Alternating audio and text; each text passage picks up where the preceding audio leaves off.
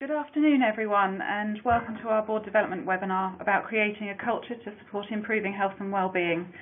I'm Louise Pratt. I'm the project lead for health and wellbeing at NHS England and NHS Improvement, and I'll be your MC for the afternoon, collecting your questions as we go along and asking them at the end on your behalf. We have two fabulous speakers for you today in support of the Improving Health and Wellbeing programme at NHS England and NHS Improvement, Dame Carol Black and Dr. Paul Litchfield. I've just got some housekeeping to run through before we kick off. So questions. On this platform, you can type in questions and I'll be monitoring those as we go along. So to submit a question, click on the question button at the bottom of your screen. Please do submit questions as you think of them, and we'll be answering those at the end.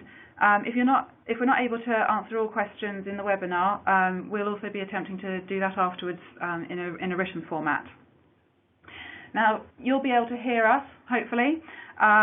We won't be able to hear you at this time, but if your sound drops out at any point, please try refreshing your browser window or switching web browsers.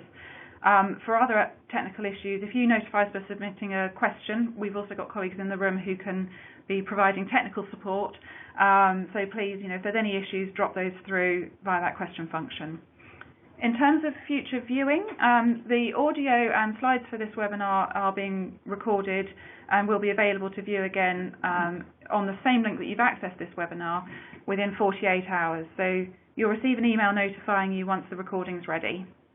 And the slide deck will also be accessible in the Resources tab, and in due course we do intend to publish this on our Resources website.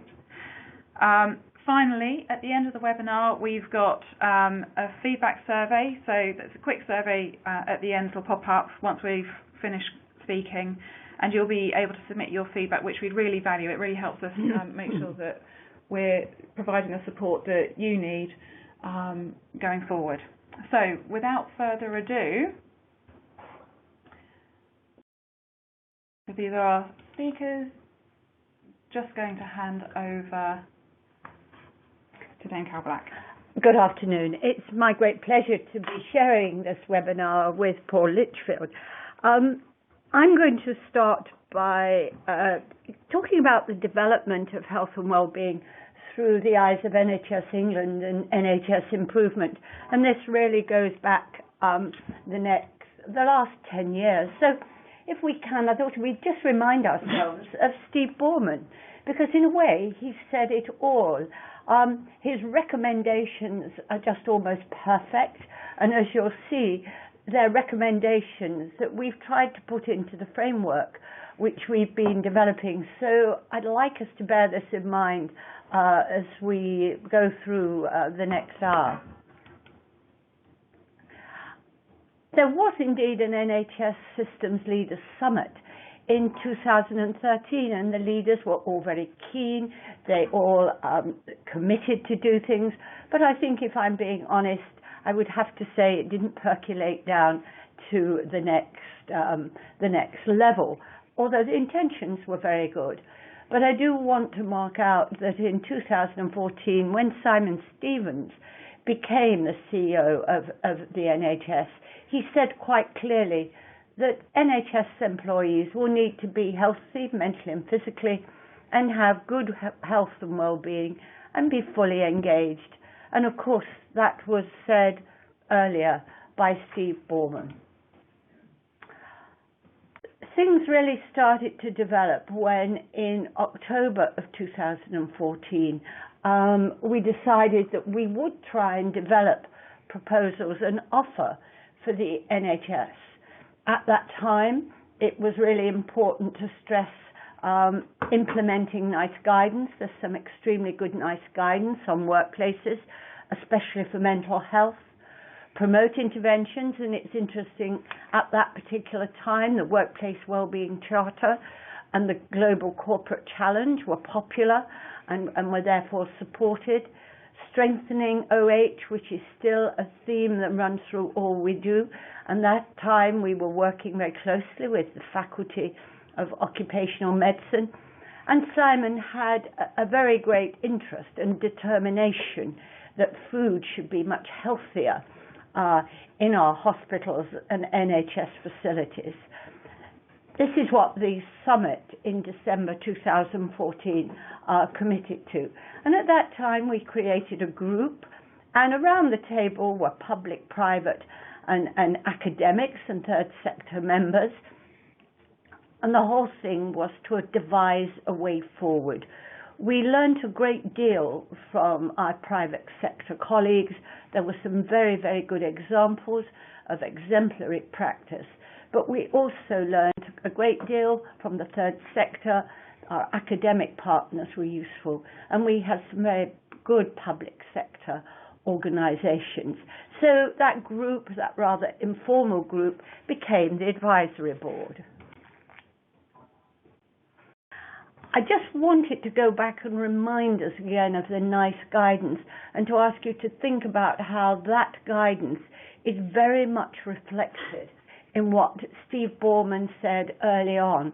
And we're really building up, and I know Paul will continue along this theme, with the importance of leadership, line managers, board engagement, and indeed the organisation of work.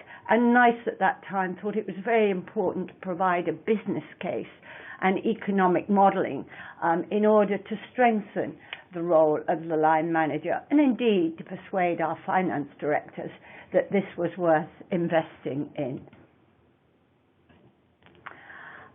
Our work started with 15 trusts, and we thought we would ask them some questions, and I've listed those questions here. And you can see that they were about what the offer was, the cost and scale of it, importantly, how much participation there is in the programme. And we were interested in whether there was any incentivisation, because certainly in some parts of the private sector, incentivisation was happening. How do you evaluate it, or with a tricky problem, and indeed what was the outcome? This is just a summary of some of our results. Most trusts consulted staff. They admitted there were many, many initiatives, but evaluation was scanty, therefore hard to prioritise. Many of those initiatives were such things as gym membership, a Pilates class, maybe a Zumba class, fresh fruit, improved food in the cafeteria. There was very little CEO involvement. It was rarely mentioned, so leadership was absent. There was little discussion of board level involvement, although we knew that there were one or two trusts where a non-executive member of the board had a health and well-being responsibility, and in those trusts that had been seen to be a very useful intervention. There was little direct focus on line manager training. So I think the three things that we would think to be of great importance was missing in most of the trusts that we questioned at that time. Most offered healthy food choices and fitness classes, participation patchy, as we so often see, but very usefully most trusts targeting mental health and MSDs, which we would still today consider to be two of our most important challenges.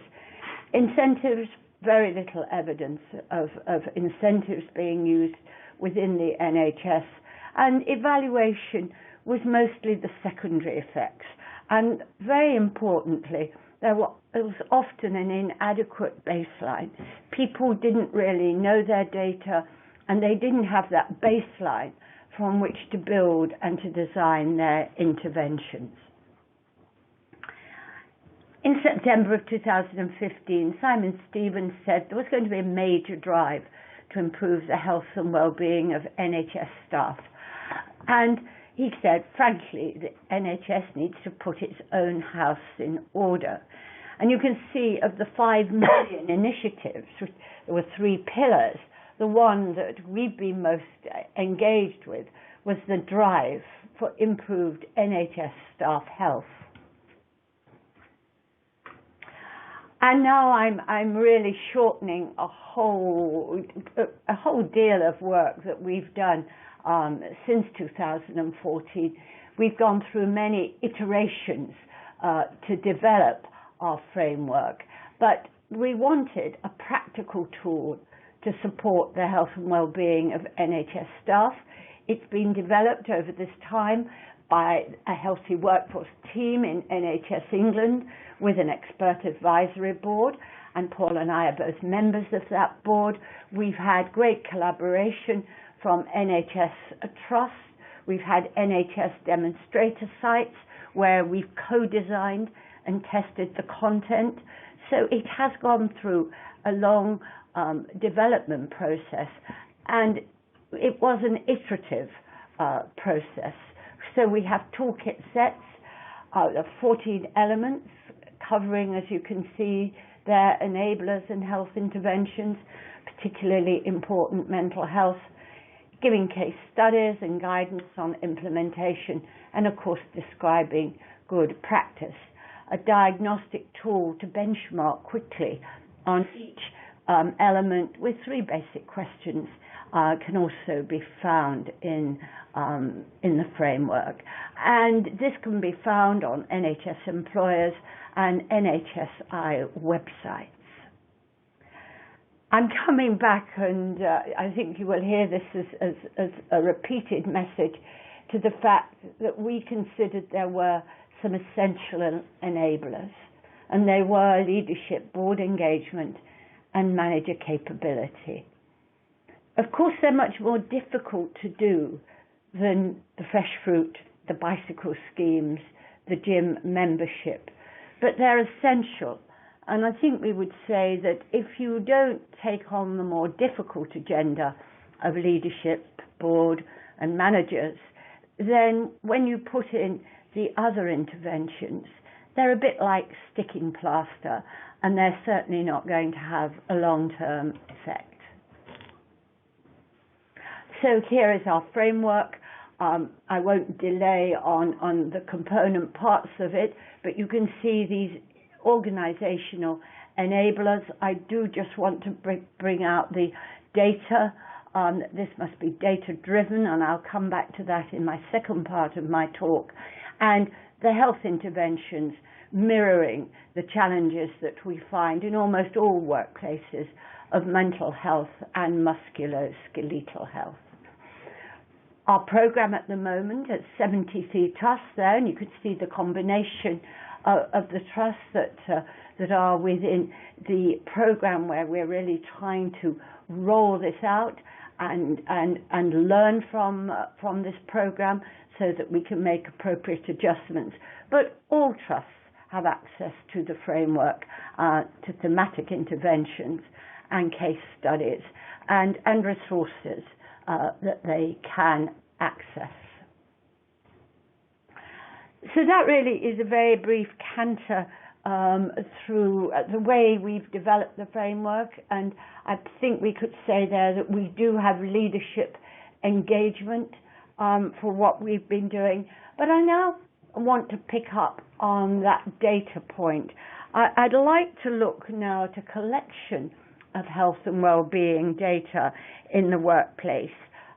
It's data that's been collected by Britain's Healthiest Workplace Survey over the last 5 years, and to try and get a sense of how such data can help us focus on our interventions to improve health and well-being, but also, as in this slide, productivity. Productivity in the NHS, in my mind, is really about patient care and the quality of patient care, but many things contribute to that. And I want us not to forget that although sickness absence is important, presenteeism is the most significant component of productivity loss. So this is Britain's Healthiest Workplace Annual Survey. It has an advisory board, technology from the University of Cambridge and RAND Europe, reported annually in the Financial Times. Many NHS trusts, and I did just check yesterday about exactly how many, and it's 41.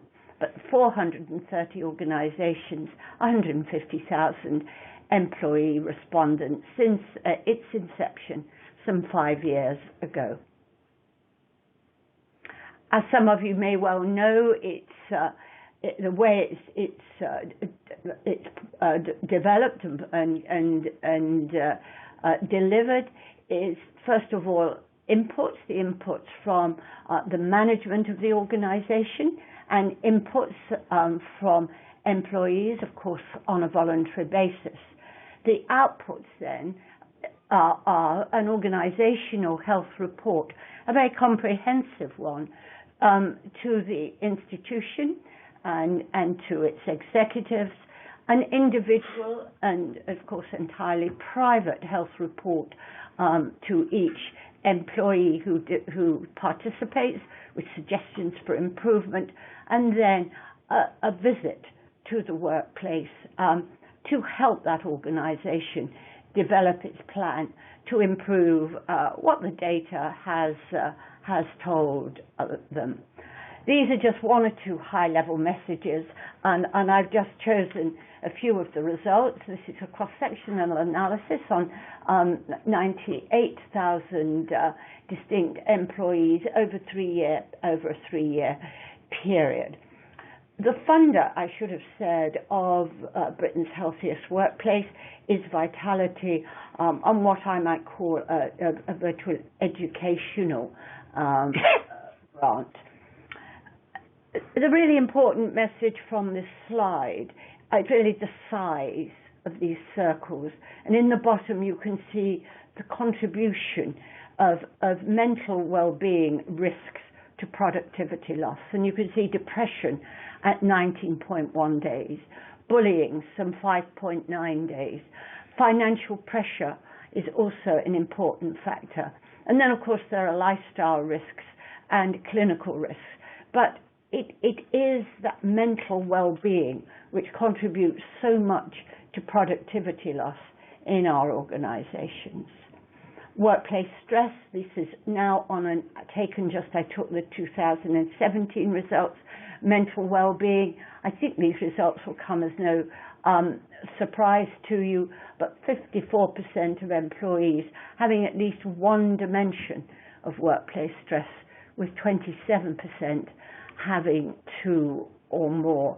And so often the mental health and well-being of employees is linked back to the leadership in the organisation, the board engagement, and the line manager capability. I said financial concerns were important, and here you just see some of the figures again from the 2017 annual survey. I am sure the CEO of Wigan Hospital will not mind me saying, but Andrew said to me that when they took part in this particular survey, he had never expected that financial concerns would loom so large in his results. He was, as he put it, shocked by the figures. He immediately did something about it and went into the competition the next year and reported a considerable improvement on financial concerns. We forget that financial concerns are of great importance, and they are, of course, related to our mental health. Depression is much higher in those individuals with lots of financial concerns.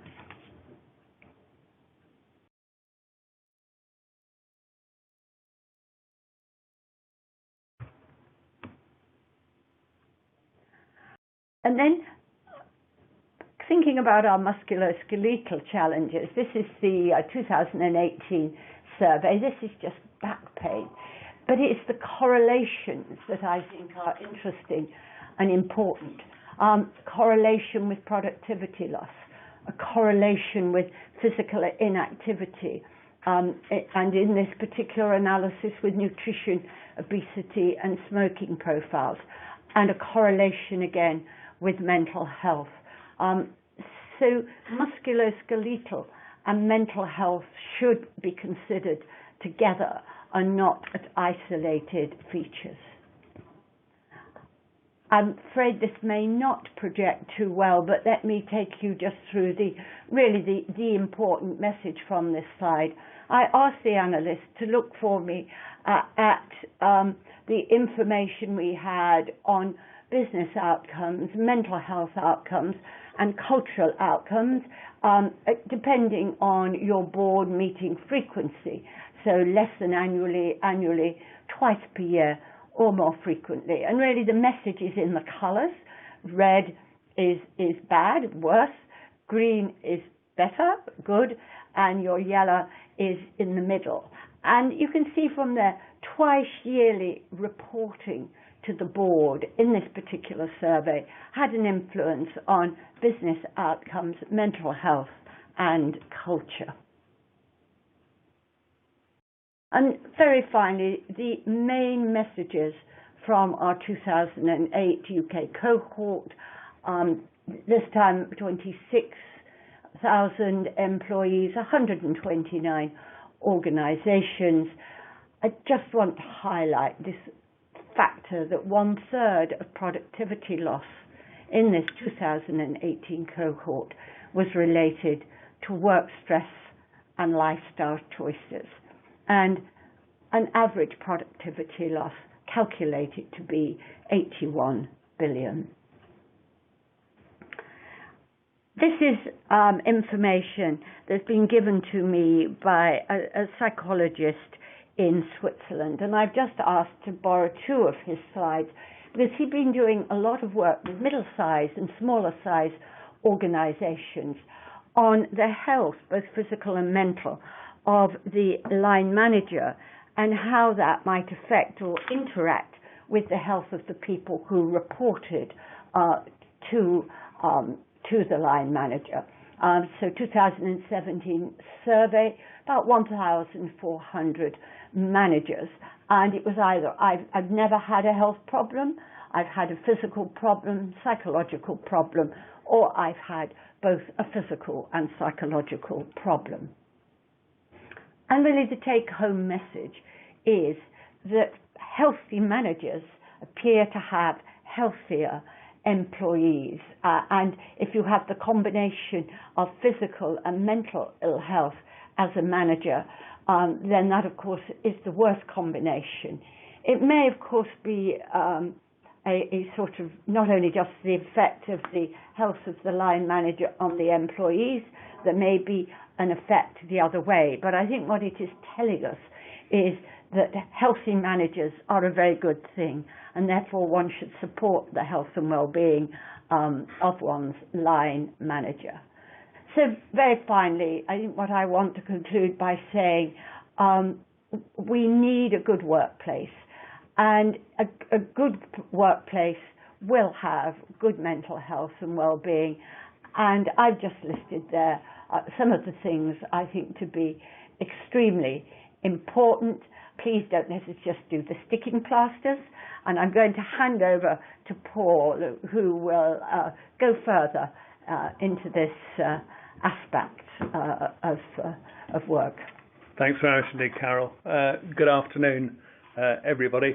I was reflecting that it's over 20 years now since I edited a book called Health of the Healthcare Worker, in which I made the point that it's often the cobbler's children who are the worst shod, and I reflected that it was rather odd that the health of the healthcare workforce should be at that time so poor.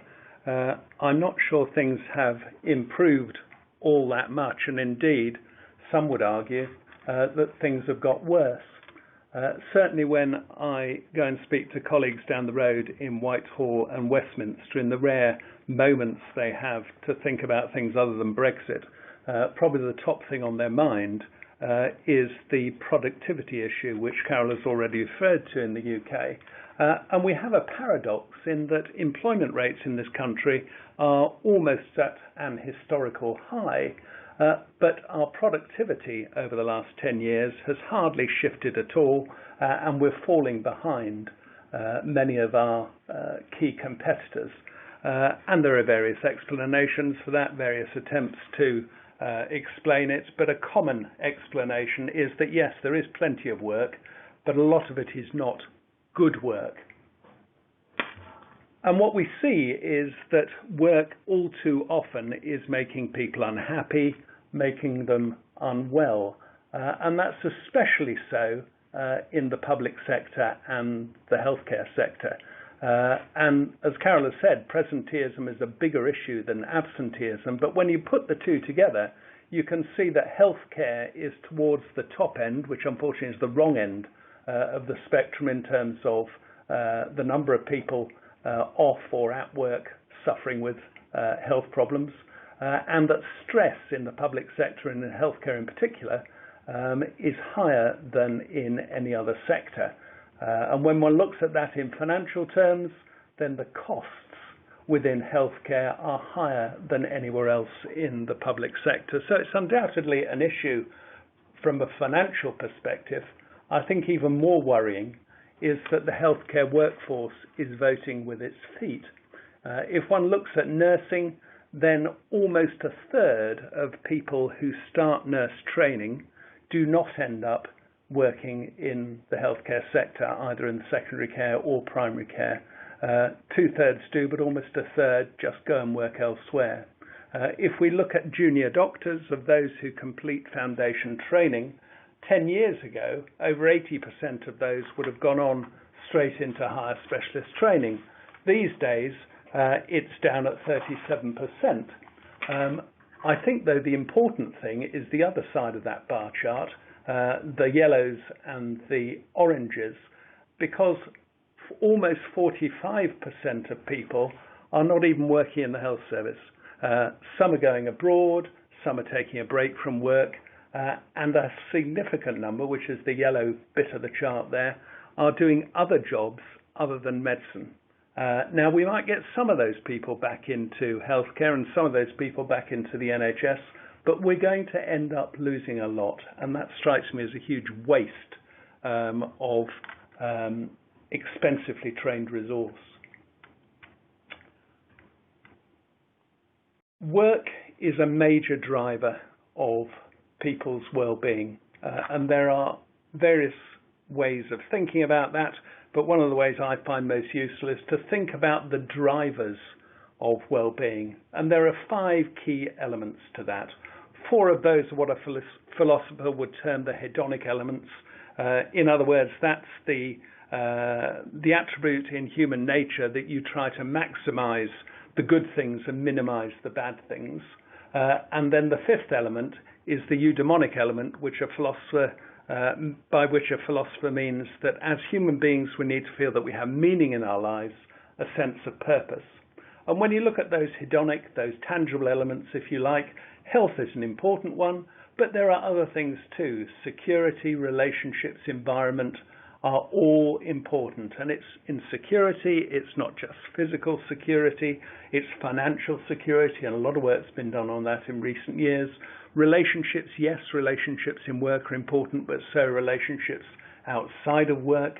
And then the environment, yes, it's the physical environment, but it's also the culture, and I think critically the systems that we require our people to work to. All of those things, together with purpose, are what drive well-being, and we need to think of all of those if we're going to try and improve the well-being of our people. Most people get the link between health and well-being, and I don't want to underplay it, because if you do regression analysis, health is actually the strongest driver of well-being. But particularly to this audience, I'm not going to labour the point. Of course, it's physical health as well as mental health, and it's about getting healthy, staying healthy, and recovering health if you become ill. And you can get loads of apps that will help you do it these days. But just to say a word about those other elements. So the environment, we need to think about the physical environment that our people are working in. Things like air quality, the design of building, the amount of daylight, the type of lighting that we give our people to work under, all have an impact on their well-being, and yet too often we neglect those things. Relationships, if we take divorce as a surrogate for a breakdown in personal relationships, the peak time for divorce is between the ages of 40 and 45. People in that age group are usually our most critical people. They're our most experienced nurses. There are new consultants that are going to be delivering services for us for the next 20 years. They're the people who really make the organisation tick. They're probably the people who are going to be the chief executives in 5 years' time. They're critical, and yet we tend to neglect what's going on in their lives, and there are things that we can do in terms of giving them support. Too often we don't do it. Purpose in healthcare, we're fortunate. Most of us have a strong sense of purpose about what we do. We feel that it is important for society. And then security, financial well-being is so important. The figures shown there from a study that Neighbour did a few years ago frightened me, in that almost 2/3 of people this is people in work, are borrowing money to put food on the table, to pay their bills. This isn't about going on holiday abroad.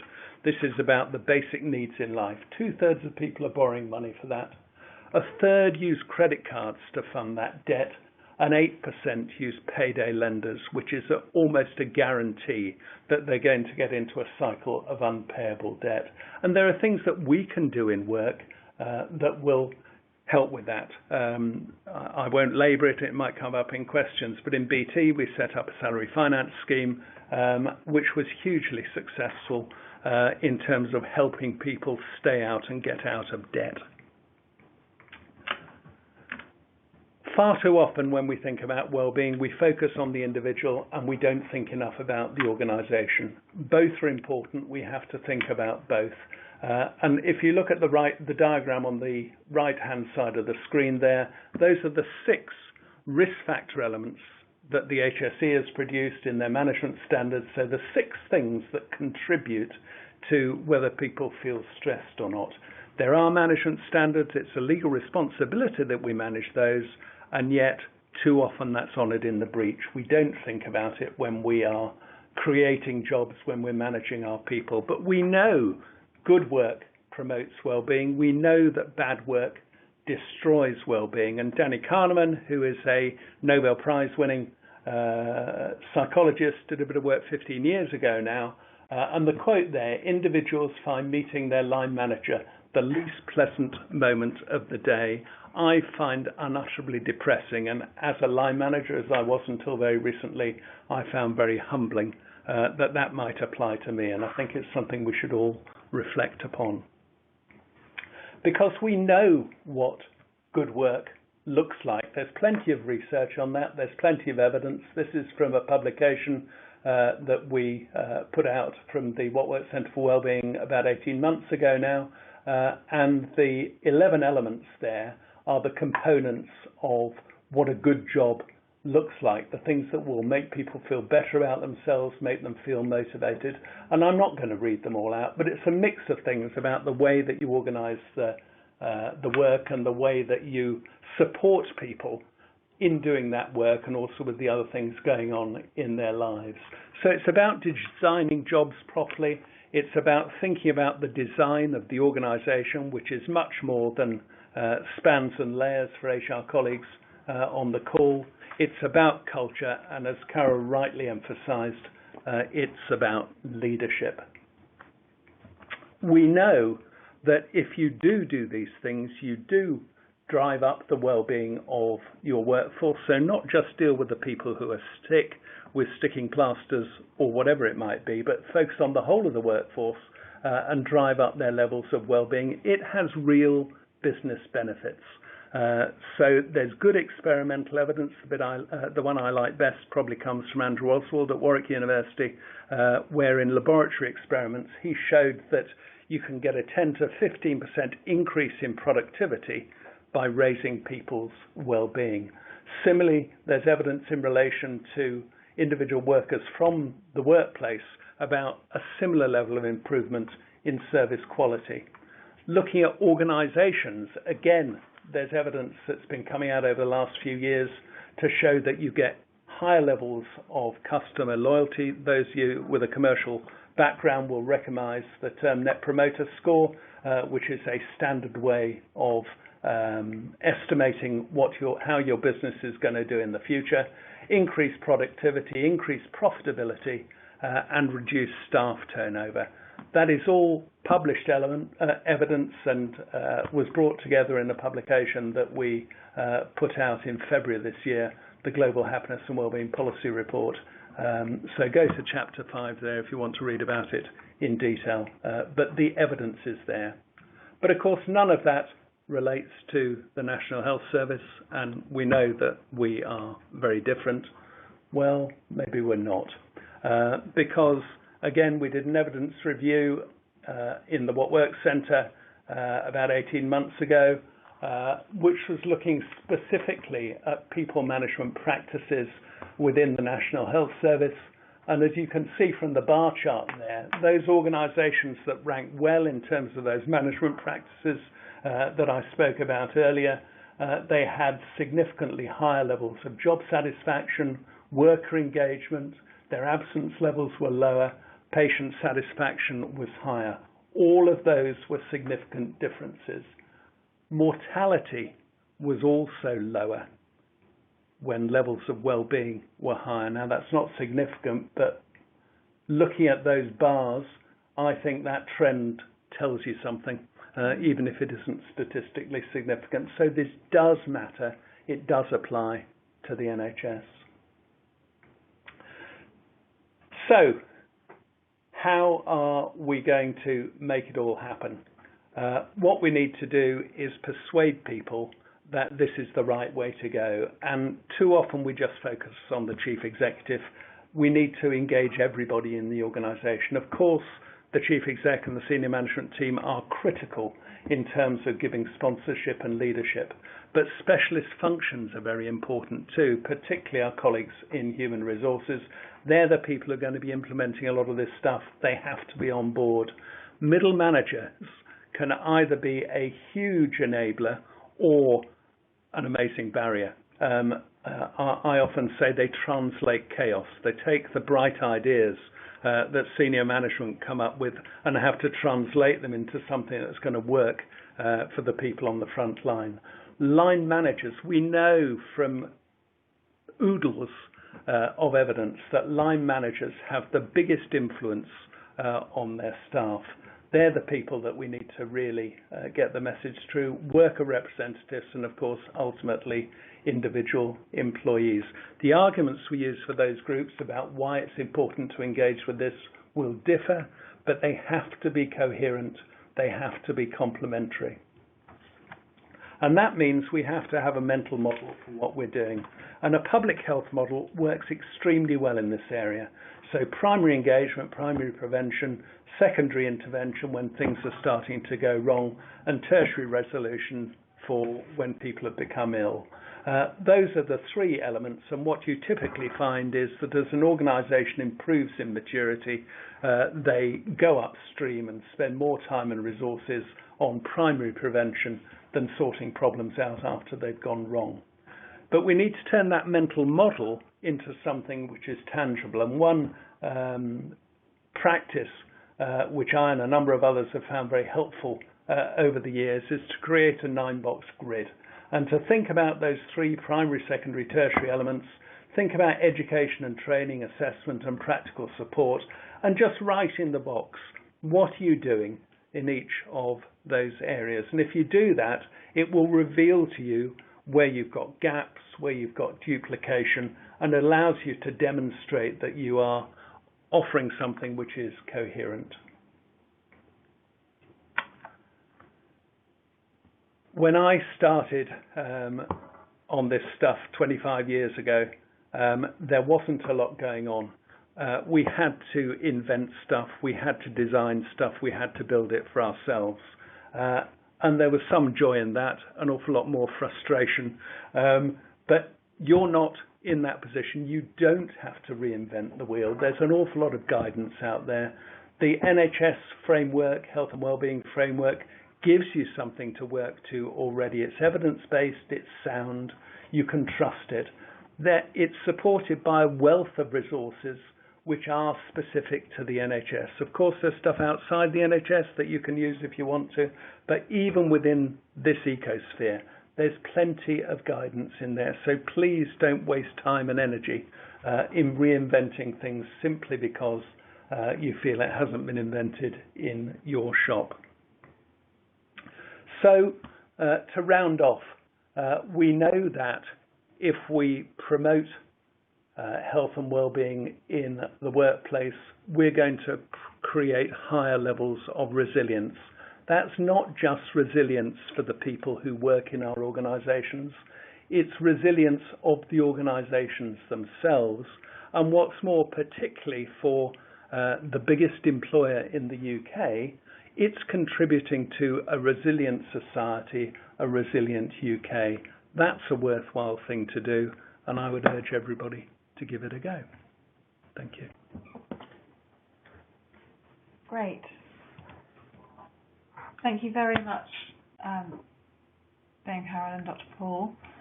So, over to you folks. We've had a couple of questions coming through during that, and I'm sure there's a lot of reflection going on and thinking about those important messages as we've been hearing a lot of information there. So I'm going to kick off with some of these questions. So first off the bat, what practical first step could a board take to improve the health and well-being in their organisation? Well, I think a very practical step is to take one of the non-execs, and there will be several non-execs on the board, and give them a task. And their task would be to know about the health and well-being of the employees in the organisation, to get to know the people who are trying to deliver it, and of course to work with the HR department, and then to take to the board on, it seems as if a biannual report in our Britain's Healthiest Workplace survey was a good frequency, but to really make sure, just as much as finances reported to the board, health and well-being is, and that things happen as a result of that. And that really means you've got an independent eye. With due respect, it's no use having an executive member of the board. We need independence. We need that person to start to get engaged in health and well-being of the employees. And a very practical example is the NHS Trust in York, actually several years ago, did this. And they noted, you can't say it's the absolute reason for it, but after they had had this for 2 years, they noticed a reduction in their sickness absence and staff turnover and engagement. So I think that's a very practical thing they can do here and now. So I would agree entirely with that. If it was me as that non-exec that Carol has been talking about, then I'd want to start with having a measure I could trust. A former chief exec of mine said, what matters gets measured. And so make sure that in your trust there is a simple, and I stress simple, measure of well-being. And I would commend to you the Office for National Statistics work, which is hugely robust in terms of the quality of the evidence that underpins it. But there are 4 simple questions that give you a good indication of whether people feel that their well-being is good or not. And if you only have to go for one, go for the life satisfaction question, which is overall, how satisfied are you with your life these days? That one question, and track it over time. And then, to support that, I would want to say to my people within the trust, right, let's focus on no more than 3 things that are related to those drivers. I think one of the issues we have is that there is so much out there at the moment that you can get lost in trying to do too many things.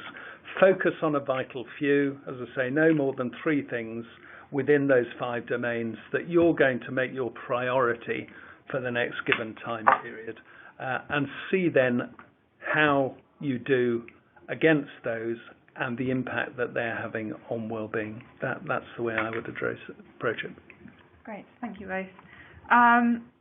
Okay, another question that we've had through, and I guess a follow-on from that, really related. So how can board members act as role models in the health and well-being space? Stop. So they can do the tried and tested, rather tacky things, like losing weight. I've done that one. Being seen to take exercise, all those things. Frankly, they're a bit simplistic. I think the biggest issue is around culture. And I think the shadow of the leader is greatest when it comes to culture. So being genuine about treating people with humanity. And that's recognizing when people are struggling and helping them rather than destroying them. It's about treating people with civility and kindness. And I think if a leader does that, then you will be amazed how quickly that message goes through the organisation. Even simple things like as you go around saying thank you, a genuine thank you, not the McDonald's coached type of thank you, and nothing against McDonald's, but don't sell them in the hospital foyer. So those are my thoughts. I'd just be very quick and saying a genuine participation in activities that are within the trust. So you're visible and seen to be supportive. And as Paul said, not just I've got to be here because kind of that's what I'm supposed to be, but that genuine interest in health and well-being. And it shines through. I mean, you could see it. You know when you go into an organisation, and we visited quite a lot of trusts, you sense where this is a place where this is happening. And thank you. I think you touched on this a bit earlier, but perhaps can expand on it a little bit more. How do board members help organisations to balance the need for operational delivery with that important message of looking after their people? So they are not an either or. The one supports the other. If you support your people, treat them with humanity, create a working environment where people are looking forward to coming to work, then they will be more productive.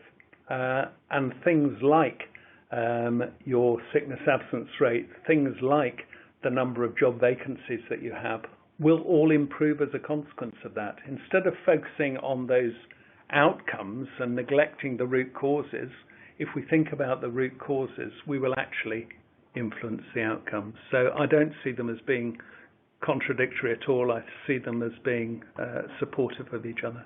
I just would endorse entirely what Paul has said, but just to say the number of times I've met with CEOs, and although they think this is quite a good idea, will say, well, I just don't have time to do that, Carol, because I'm so busy running the organisation, without them understanding or seeing, as Paul says, that if you don't do the looking after your workforce and doing it well and really genuinely, then by the way your operations are going to suffer. It can't be an either or. They're absolutely interdependent, and I think that's something we probably have to make sure that is understood. It can't be either or. It's an integral even part of being a people manager, and most of us are people managers. Being able to read spreadsheets probably isn't an integral part. It's an important part, but it's not integral. So can I just give you one quick story? So I was privileged to have 18 years in the Royal Navy. And one of the things that the Royal Navy set up after the mutinies in the 1920s, when the politicians, wonderful people that they are, decided that a pay cut for sailors was a good idea, there were mutinies across the fleet. And one of the things, and this is just in the aftermath of the Russian Revolution, where the Russian Navy had been the prime driver of the revolution, what the Royal Navy did was it set up what it calls it, because it's still running, its divisional system. Every officer in the Royal Navy is a divisional officer, and that means their prime responsibility whether they're looking after the engines or missiles or whatever, their prime responsibility is their people. They're expected to know their people, they're expected to know what's going on in their people's lives, and they're expected to give those people support if things are not going well. I would commend that to the National Health Service. Fantastic. Thank you. Very powerful. Thank you. Great. Another question that we've had come in. I think it's important to have board buy-in, but having one or two people engaged isn't going to solve it. How can we improve leader and manager capability at a larger scale? Of course, it may not solve it, but it's certainly going to set the tone. We're here about really changing culture. So I think that is the first thing. You do want, and this is sometimes a challenge, your CEO and the really other top-level executives to get this, to really not just tick the box, but talk about this. And that is sometimes a journey for these people because it's perhaps not what they've been expecting, but there are some very, very good examples. So there are organisations in the NHS who did this extremely well from the top to the bottom. I think when you get down then to our line managers, you've really got to ensure, and this may take it'll take investment of time and maybe resources, to ensure that the line managers are people competent. I don't want them to be psychiatrists or psychologists, but I do want them to have an understanding of people. I don't want them always to be giving the problem to HR or sending people to OH, but that they really understand the people they manage and have been given the right training and support. Being a line manager is quite a lonely business, and there's a lot of stresses and strains. So it's how do you make these people able and capable so that they can support the people below them, who will then give them of their best. Nothing is worse than being at work thinking, I wish I was not in this place and I don't like my line manager. So I think the reality is you have, in any group, and a board is just a group of people, you have to start with one or two. So make sure that the one or two who are going to champion this, first off, that they believe it, because if they're not authentic, it will die very fast. But also that they are the people on the board who are good influencers. So the sort of people that others will listen to. And what you'll find is that over time, it will become the norm. And the chair of the board can help with that with simple things. So when I started going to the BT main PLC board 20 years ago now, health, safety and well-being wasn't even in the picture then, was usually last on the agenda and invariably got squeezed. And it'd be, do you think you could cover this in 5 minutes, Paul? By the time I left, and for many years before that, it was the first item on the agenda.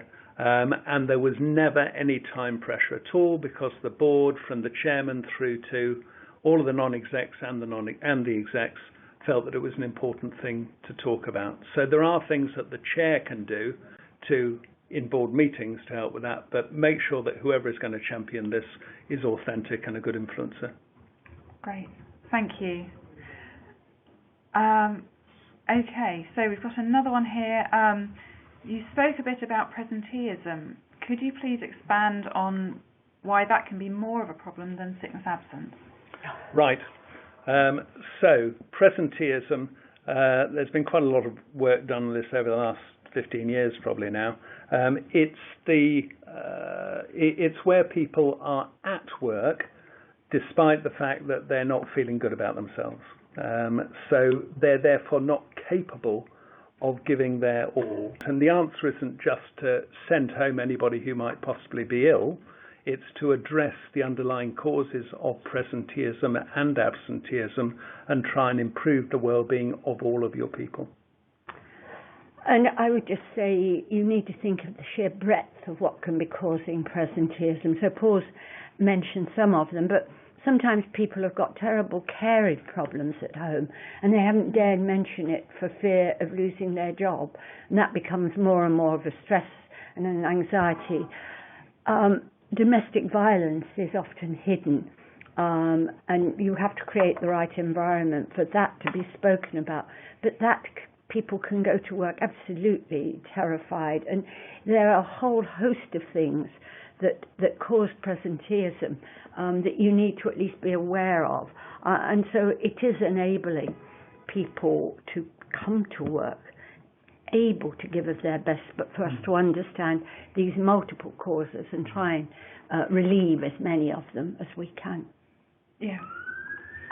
Thank you. And I guess also equally adapting things so that actually perhaps being in work might be the best for that person. Maybe. And making sure that that's not causing further harm.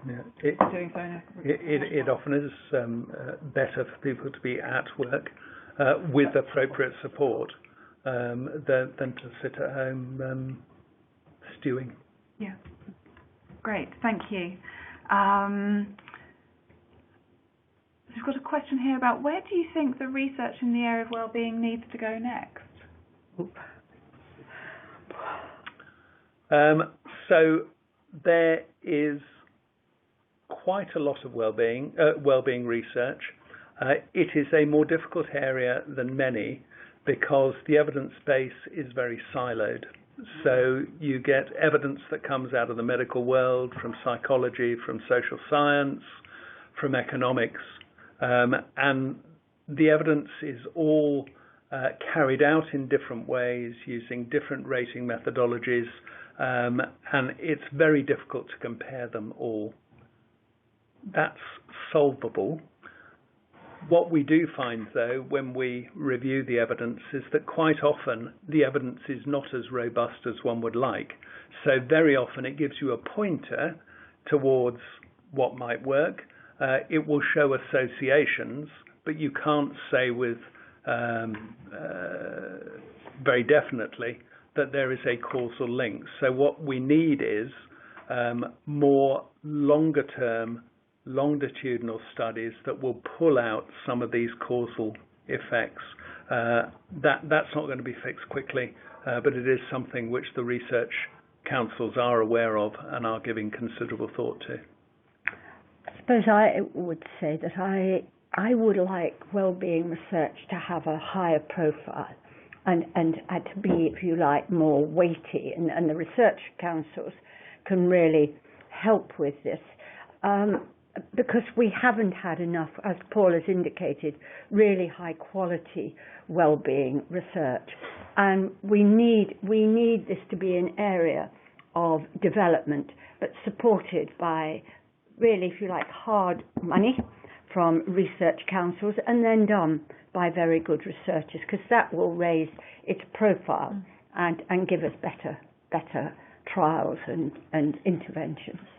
And one of the complicating factors that is partly driven by that fragmented evidence base is that there are very few academics who are devoted to well-being. So there isn't the strength of a community, an academic community to drive this forward. But I think that is starting to come. Great, thank you. And I think we'll have to make this our final question, but I'm afraid it's a biggie. So there's so much to solve. How do you know which areas to target? Are there specific tools or questionnaires that can be used as a measurement tool? It is a huge area, but I think for me you need to get in any organisation, because this does come down to individual organisations, a baseline, because not every organisation will have quite the same issues. Now, Britain's Healthiest Workplace Survey is one such tool to give you your own profile, and then once, by whichever means you get your profile, to then choose perhaps 2, max 3 areas you're going to work on. You can't do it all at once, and I think you then have to decide which areas you're going to target, how you're going to target, and what you're going to measure. So I suppose it's putting it into bite-sized bits so you can manage it, but knowing what you're dealing with to start with. Yeah, I would agree with that.